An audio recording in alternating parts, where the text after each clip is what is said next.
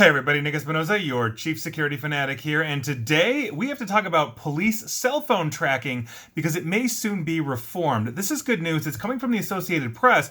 And here's what's going on. Civil rights lawyers and Democratic senators are pushing for legislation that would limit U.S. law enforcement agencies' ability to buy cell phone tracking tools to follow people's whereabouts, including years back in time, and sometimes, or oftentimes, without a search warrant. I've talked about this in the last couple of months as well. Now, concerns about police use of a tool known as fog reveal basically raised an investigation by the Associated Press, and they published earlier this month, and this also has now surfaced in a Federal Trade Commission hearing as of about 3 weeks ago or so. Now, police agencies have been using this platform to search hundreds of billions of records gathered from 250 million mobile devices, and essentially vacuum up people's geolocation data to assemble a so-called patterns of life, according to thousands of pages of records about the company. Now, Fog Reveal was developed by two former high-ranking Department of Homeland Security officials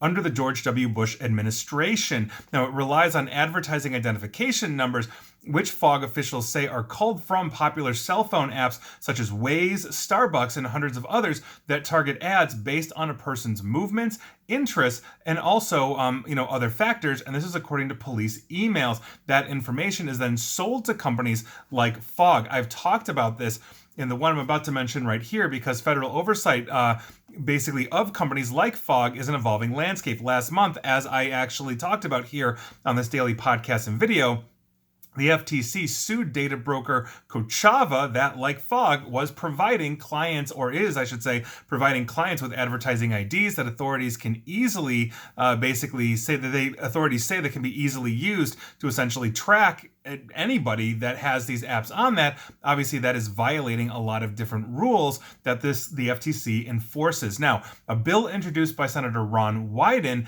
is now before Congress, and it's seeking to regulate the way government agencies can obtain data from data brokers and other private companies at a time, when privacy advocates are worried that location tracking could be put to use for other things, such as keeping tabs on people who seek abortions in state where it's now illegal. I've talked about this as well. Fog Reveal just happens to be the latest. Now, because of the secrecy, though, surrounding Fog, there is very little details about how it's being used. Most law enforcement agencies are not discussing it, and that's raising concerns among privacy advocates that it violates the Fourth Amendment to the U.S. Constitution, which protects against unreasonable searches and seizures. In other words, get a warrant before you look through my information. And here's the thing.